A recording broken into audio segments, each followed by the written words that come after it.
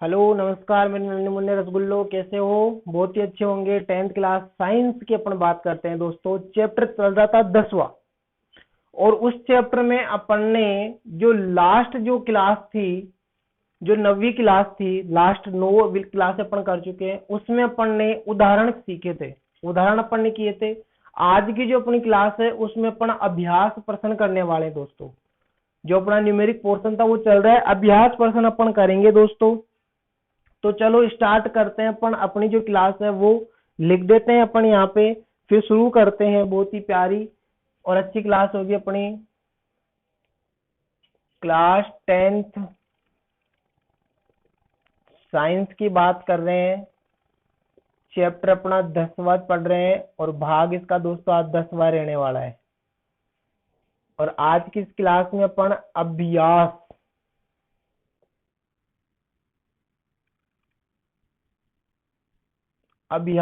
प्रश्न करने वाले हैं।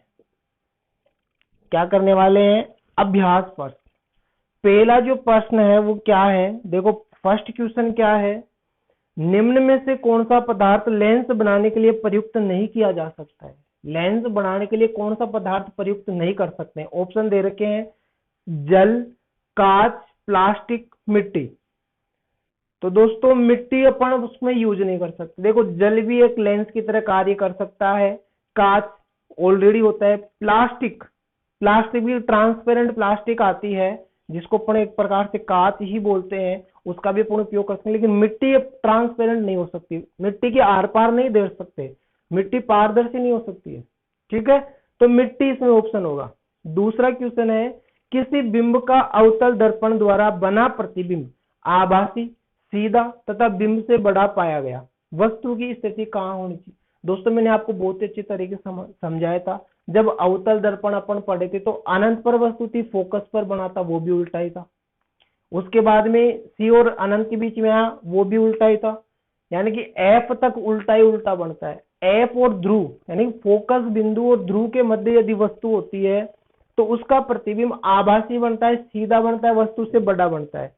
तो वस्तु कहां पे होनी चाहिए? दर्पण के ध्रुव तथा फोकस के बीच होनी चाहिए। ऑप्शन डी अपना सही है दूसरे क्वेश्चन में।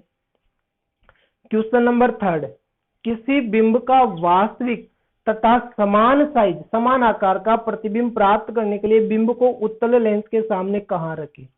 तो उत्तल लेंस हो चाहे से अवतल दर्पण हो, एक ही कंडीशन ऐसी आती है जिसमें वस्तु के बराबर प्रतिबिंब प्राप्त होता है, और वो स्थिति होती है दोस्तों वक्रता केंद्र, अर्थात फोकस दूरी की दुगनी दूरी। वक्रता त्रिज्या, वक्रता केंद्र होता है, तो या तो वक्रता केंद्र ऑप्शन मिलेगा या फिर फोकस दूरी की दुगनी दूरी मिलेगी। अब देखते हैं क्या मिला इसमें।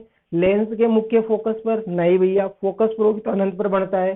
फोकस दूरी की दुगनी दूरी पर बिल्कुल सही है, अनंत पर बिल्कुल गलत है। लेंस के प्रकाश के केंद्र और मुख्य फोकस के बीच में नहीं, फोकस दूरी की दुगनी दूरी अर्थात वक्रता केंद्र होता है, वहां पे रखेंगे तो बिल्कुल बराबर आकार का प्रतिबिंब मिलता है। चलो क्वेश्चन नंबर 4, किसी गोलीय दर्पण तथा किसी पतले गोलीय लेंस दोनों की फोकस दूरियां -15 सेंटीमीटर है। दर्पण तथा लेंस संभवत है दोनों अवतल, दोनों उत्तल, दर्पण अवतल, लेंस उत्तल, दर्पण उत्तल, लेंस अवतल। देखो दोस्तों क्या बोल रहा है अपन को, दोनों की फोकस दूरी ऋणात्मक है। तो लेंस में फोकस दूरी ऋणात्मक किसकी होती है? अवतल लेंस की। और दर्पण में फोकस दूरी ऋणात्मक किसकी होती है? अवतल दर्पण की। तो दोनों में कैसा होगा? वो दोनों अवतल होने चाहिए। ठीक है, दोनों अवतल होंगे। मैं बना के बता देता हूं। अवतल दर्पण ऐसा बनता है, फोकस दूरी इधर ही रहती है, ऋणात्मक है। उत्तल लेंस जो बात कर रहे हैं, अवतल लेंस इस प्रकार का रहता है, यहां से आती इधर चली जाती है। ठीक है, तो इसकी फोकस इधर ही रहता है, डैश डैश, तो ये भी ऋणात्मक रहेगा। तो दोनों में क्या आएगा? अवतल आएगा। चलो बात करते हैं आगे क्वेश्चन नंबर 6 की। किसी शब्दकोश, शब्दकोश है वर्ड, एक डिक्शनरी में पाए गए छोटे अक्षरों को पढ़ते समय आप निम्न में से कौन सा लेंस पसंद करेंगे? यानी कि छोटे अक्षर है, उनको पढ़ने के लिए अपन कौन सा लेंस लगाएंगे? इसमें ऑप्शन दे रखा है 50 सेंटीमीटर फोकस दूरी का एक उत्तल लेंस, 50 सेंटीमीटर दूरी का फोकस दूरी का अवतल लेंस, 50 सेंटीमीटर फोकस दूरी का एक उत्तल लेंस, 5 सेंटीमीटर फोकस दूरी का अवतल लेंस। दोस्तों इसमें अपन क्या करेंगे कि जो अपन लेंस लगाते हैं, तो पहले तो ये देखो वास्तविक प्रतिबिंब कौन बनाता है, उत्तल बनाता है, तो लेंस तो उत्तल होना चाहिए। कौन सा होना चाहिए, उत्तल लेंस। ठीक है, ये समझ में आ गया कि उत्तल लेंस है। अब उत्तल लेंस के दो दो ऑप्शन है, एक तो 50 सेंटीमीटर वाला, एक 5 सेंटीमीटर वाला। तो जिसकी फोकस दूरी कम होगी, फोकस दूरी जिसकी कम होगी, उसकी लेंस क्षमता अधिक होगी। फोकस दूरी कम, उसकी लेंस क्षमता क्या होगी, अधिक। तो एक तो है 50 सेंटीमीटर फोकस दूरी, एक है 5 सेंटीमीटर फोकस दूरी। कौन सी है 5 सेंटीमीटर ज्यादा कम है, तो 5 सेंटीमीटर का उत्तल लेंस लगाएंगे, क्योंकि उसकी क्षमता क्या हो जाएगी, ज्यादा हो जाएगी, अच्छे से अपन देख सकेंगे। ठीक है दोस्तों, मैंने आपको बहुत ही प्यारे तरीके से इसको बताया है। क्वेश्चन नंबर 7 अपन को क्या बोल रहा है, 7वां क्वेश्चन अपन देखते हैं। 15 सेंटीमीटर फोकस दूरी के एक अवतल दर्पण का उपयोग करके हम किसी बिंब का सीधा प्रतिबिंब बनाना चाहते हैं। बिंब का दर्पण से दूरी का परिसर क्या होना चाहिए, प्रतिबिंब की प्रकृति कैसी है, प्रतिबिंब बिंब से बड़ा है अथवा छोटा है, इस स्थिति में प्रतिबिंब बनाने का एक किरण आरेख बनाइए। 15 सेंटीमीटर का क्या है, एक अवतल दर्पण है, उसके सामने फोकस दूरी है और सीधा प्रतिबिंब बनाना चाहते हैं। दोस्तों देखो, इस बात को अपन बहुत ही गहराई से पढ़ेंगे, कैसे बनेगा ये अपना क्वेश्चन है कौन सा, 7वां इंपॉर्टेंट क्वेश्चन है। ये अपन ने बना दिया यहाँ पे बाहर पॉलिश करके अवतल दर्पण। यहाँ पे ध्रुव होगा और यहाँ पे फोकस है 15 सेंटीमीटर। अब अपन को वो ऐसे बोल रहा है कि सीधा प्रतिबिंब, तो अवतल दर्पण में अपन वस्तु कहीं पे भी रखते हैं तो उल्टा ही उल्टा बनता है। सीधा एक ही स्थिति में बनता है जब F और P के मध्य अपन वस्तु को रखते हैं। तो F और P के मध्य यदि वस्तु को रखते हैं तो अपन वस्तु रखेंगे यहाँ पे, ये अपनी वस्तु है। एक प्रकाश किरण समांतर गई, कहां से गुजरेगी, फोकस से, और एक प्रकाश किरण इसके ध्रुव पर जा रही है, जिस कोण से जाएगी उसी कोण से आ जाएगी। तो ये क्या दोनों इधर मिल सकती है, क्या नहीं मिलेगी। फिर इसको अपन क्या करेंगे, यूं आगे बढ़ाएंगे, और आगे बढ़ाएंगे तो अपन को यहाँ पे इसका क्या मिलेगा, प्रतिबिंब मिलेगा दोस्तों ये। ठीक है, तो उसकी दूरी परिसर क्या होनी चाहिए, तो दूरी परिसर ये है कि 0 से 15 सेंटीमीटर के मध्य वस्तु को कहां पे रखना पड़ेगा, 0 से, यानी कि यहां से 15 सेंटीमीटर के बीच बीच में कहीं पे भी आप वस्तु को रख दो, सीधा प्रतिबिंब बनेगा। आभासी होगा, सीधा होगा, और वस्तु से क्या होगा दोस्तों, बड़ा होगा। अवतल दर्पण में आभासी एवं सीधा प्रतिबिंब तभी बनता है जब बिंब फोकस दूरी यानी फोकस बिंदु एवं ध्रुव के मध्य हो। ठीक है, चलो 8वां क्वेश्चन अपन को क्या बोल रहा है, निम्न स्थितियों में प्रयुक्त दर्पण का प्रकार बताइए। जो दर्पण है उसका प्रकार बताना है। स्थितियां अपन को दे रखी है 3।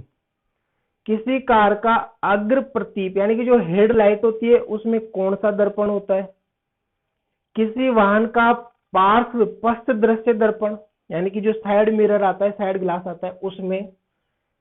सौर भट्टी में, सौर भट्टी होती है जो सूर्य के ताप से गर्म होती है, सूर्य की ऊर्जा से गर्म होती है, उसको सौर भट्टी बोलते हैं दोस्तों। तो किसी कार का जो हेडलाइट होती है आगे वाली, उसका आकार कुछ इस प्रकार से होता है, यानी कि वो ऐसे बाहर निकली हुई होती है। ऐसे कभी ऐसे अंदर धसी हुई देखी है कि लाइट, ऐसे कोई लाइट लग रही हो कार में, ऐसी नहीं आती है। कार में मान लो ये उसका थोबड़ा है तो ये लाइट ऐसे निकली हुई रहती है। ठीक है, तो ये आकृति कैसी है अपनी, यह आकृति है अवतल। कैसी है, अवतल आकृति है। अब होता क्या है कि यहां से प्रकाश आता है, मान लो यहाँ पे बल्ब है, वो यहाँ पे जाएगा, टकराएगा, इधर जाएगा ऐसे, ठीक है। तो इस प्रकार से वो क्या होता है, फोकसित होता है दोस्तों। क्या होता है, फोकसित होता है। बात समझ में आ गई होगी आपको। फोकस बिंदु पे कोई प्रकाश आ रहा है तो वो समांतर हो जाएगा मुख्य अक्ष के। ये फोकस बिंदु है अपना और यहाँ पे ध्रुव है, ठीक है। तो किसी कार का अग्र प्रतिबिंब हेडलाइट अवतल दर्पण का बनाया जाता है, क्योंकि यदि बल्ब को दर्पण के मुख्य फोकस पर रख दिया जाए तो दर्पण से परावर्तित होकर एक समांतर किरण पुंज बनता है, टकराएगा और बाहर निकलेगा फिर, ठीक है, इस वजह से। फिर है साइड मिरर में किसी वाहन का पार्श्व या पश्च दृश्य के लिए उत्तल दर्पण का प्रयोग किया जाता है, क्योंकि यह सदैव छोटा परंतु सीधा प्रतिबिंब बनाता है। चूंकि अवतल दर्पण बाहर की ओर वक्रित होता है, इसलिए उसका दृष्टि क्षेत्र काफी बढ़ जाता है, जिससे ड्राइवर गाड़ी के पीछे से बहुत बड़े हिस्से को देख पाता है। यानी कि जो मिरर होता है, साइड मिरर, उसमें ऐसा दर्पण लगा होता है। अब ये हमेशा क्या करता है, यहाँ पे मान लो कोई वाहन खड़ा है और यहाँ ये गाड़ी की हेडलाइट है पीछे वाली ऐसे, अब वो देख रहा है पीछे से, तो ये जो वस्तु है उसको सीधी दिखाई देगी। प्रतिबिंब छोटा बने उससे कोई फर्क नहीं पड़ता है, लेकिन कैसा बनना चाहिए, सीधा। तो छोटा और सीधा बनता है हमेशा। और इसकी जो वक्रित होता है इस प्रकार से ये, तो ये ज्यादा एरिया कवर करता है, ये बहुत बड़ा एरिया कवर करता है। जबकि इसको अपन ऐसे बनाएंगे अवतल को, तो ये केवल इतना सा क्षेत्र, और ये देखो ये बाहर की ओर तो ये बहुत ज्यादा एरिया, बहुत ज्यादा क्षेत्रफल क्या करता है, कवर करता है, पारित करता है। तो कौन सा दर्पण होता है, उत्तल दर्पण होता है, जो हमेशा सीधा एवं छोटा प्रतिबिंब बनाता है दोस्तों, ठीक है। चलो आगे चलते हैं। अगला क्वेश्चन अपना है इसी में, सौर भट्टी में कौन सा दर्पण लगाते हैं। तो देखो दोस्तों, सौर भट्टी में क्या होता है, प्रकाश को केंद्रित करना पड़ता है, और केंद्रित करने का काम कौन करता है, अवतल दर्पण। प्रकाश आएगा उसको एक जगह, यानी कि यहाँ पे मिरर पे प्रकाश पड़ा, उसको एक जगह फोकसित करना पड़ता है, एक जगह केंद्रित करना पड़ता है। एक जगह केंद्रित करने का काम कौन करता है, अवतल दर्पण। तो सौर भट्टी में कौन सा लगाते हैं अपन, अवतल दर्पण लगाते हैं दोस्तों, ठीक है। क्वेश्चन नंबर 9 अपन को क्या बोल रहा है, किसी उत्तल लेंस का आधा भाग काले कागज से ढक दिया गया, क्या यह लेंस किसी बिंब का पूरा प्रतिबिंब बना पाएगा। अपने उत्तर की प्रयोग द्वारा जांच कीजिए, अपने प्रश्नों की व्याख्या कीजिए। देखते हैं दोस्तों ये बना पाता है या नहीं बना पाता है। आधे हिस्से को ढकना है अपन को। क्वेश्चन नंबर 9 है, बहुत ही अच्छा क्वेश्चन बोला गया है। ये अपने पास क्या, एक उत्तल लेंस है, ये इसका मुख्य फोकस है, मुख्य अक्ष। यहाँ पे जो ये आधा हिस्सा है इसको अपन एक काले कागज से ढक दिए, यानी कि ये बिल्कुल ऐसे कर दिया अपन ने इसको ब्लैक, आधे हिस्से को ढक दिया अपन ने। और अपने से पूछ रहा है क्या ये प्रतिबिंब बना पाएगा पूरा। तो माना यहाँ पे एक वस्तु रखी हुई है, तो एक प्रकाश किरण तो क्या हो रही है, इसके समांतर जा रही है, और जब प्रकाश किरण समांतर जाती है तो कहां से गुजरती है, फोकस से। एक प्रकाश किरण इसके यहाँ पे प्रकाशी केंद्र यानी कि यहाँ से जा रही है, तो यहाँ पे क्या होगा, प्रतिच्छेदन होगा, और प्रतिच्छेद होगा तो वस्तु का क्या बनेगा, यहाँ पे प्रतिबिंब बन जाएगा। क्या क्या बनेगा दोस्तों, प्रतिबिंब बन जाएगा, ठीक है।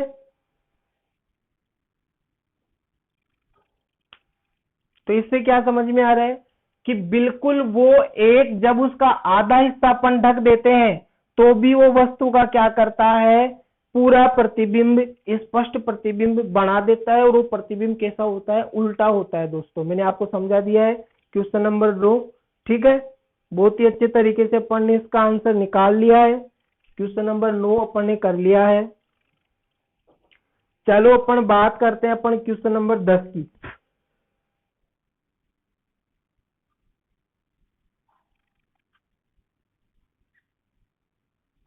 क्वेश्चन नंबर 10 अपना क्या है,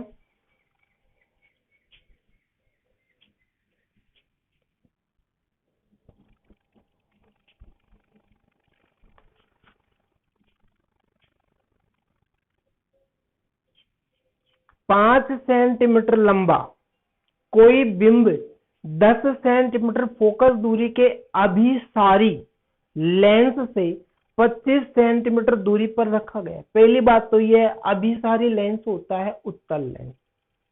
फोकस दूरी अपन को दे दी, बिंब की साइज अपन को दे दी, प्रकाश किरण आरेख खींचकर बनने वाले प्रतिबिंब की स्थिति, साइज तथा प्रकृति ज्ञात करो।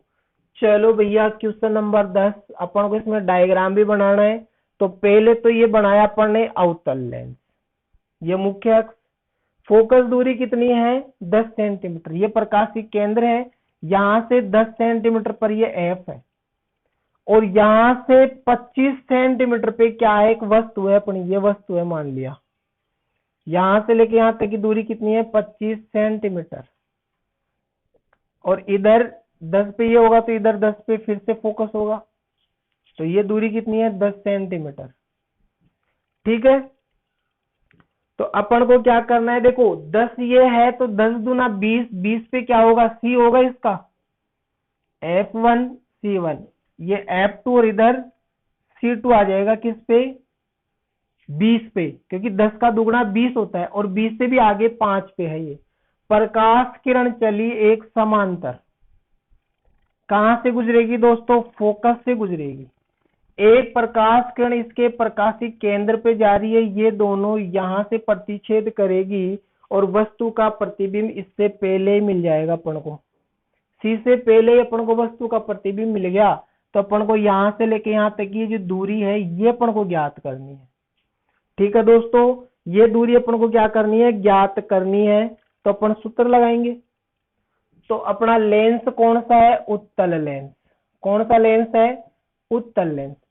फोकस दूरी इधर है तो प्लस में आएगी 10 सेंटीमीटर, यू का मान 25 सेंटीमीटर है, ये हमेशा ऋणात्मक होता है, वी का मान अपन को निकालना है। तो अपन जानते हैं 1/f बराबर क्या होता है, 1/v माइनस 1/u। इस माइनस 1/u को इधर भी जो प्लस का हो जाएगा तो 1/f प्लस 1/u बराबर 1/v। इसको अपन ऐसे लिख सकते हैं क्या, 1/v बराबर 1/f प्लस 1/u। इस पूरे को इधर, इन दोनों को उधर, कोई फर्क नहीं पड़ेगा। 1/v बराबर 1/10, f का मान 10 है, माइनस 1/25, क्योंकि ये माइनस में है तो ये माइनस हो जाएगा। 1/v बराबर लघुत्तम कितना आएगा दोस्तों, 50 आएगा। 10 से 50 कटेगा 5 बार, 5 को 1 से गुणा करेंगे 5, माइनस 25 से 50 कटेगा 2 बार, 2 को 1 से गुणा करेंगे 2। 1/v बराबर 5 में से 2 गया तो 3/50, और v का मान निकालेंगे तो 50/3 हो जाएगा। क्या ये ऊपर और ये नीचे, क्योंकि ऊपर गया। 3 से 50 कितनी बार कटेगा दोस्तों, 3 एकम 3, 3 एकम 3 हो गया, कितने बच गए 2, 20 हो गया। 20 कितनी बार कटेगा 6 बार, 18, फिर 2 बच गए, फिर पॉइंट लगेगा, फिर 20 हो जाएगा, फिर 6 बार, फिर 6 बार, यानी कि v बराबर हो जाएगा 16.66 सेंटीमीटर। कितना आएगा दोस्तों, 16.66 सेंटीमीटर अपना v का मान आ जाएगा। तो उम्मीद करता हूं आपको ये समझ में आ गया होगा। ठीक है, अपन को इसमें क्या बोल रहा है, देखो क्या पूछ रहा है अपन को, इधर बन रहा है ये प्लस में आ रहा है नहीं, तो इधर बनेगा तो कैसा होगा, वास्तविक होगा, और वास्तविक के साथ हमेशा क्या होता है, उल्टा। यहाँ पे अपन को h का मान भी दे रखा है, बिंब की हाइट दे रखी है दोस्तों, कितनी दे रखी है 5 सेंटीमीटर, और अपन को इस प्रतिबिंब की हाइट पूछा है, तो अपन क्या करेंगे, इसको मिटा देंगे और प्रतिबिंब की हाइट निकालने की कोशिश करेंगे। देखो क्या होता है, इसको मिटा देता हूं मैं सूत्र को, ये काम आएगा अपना ना।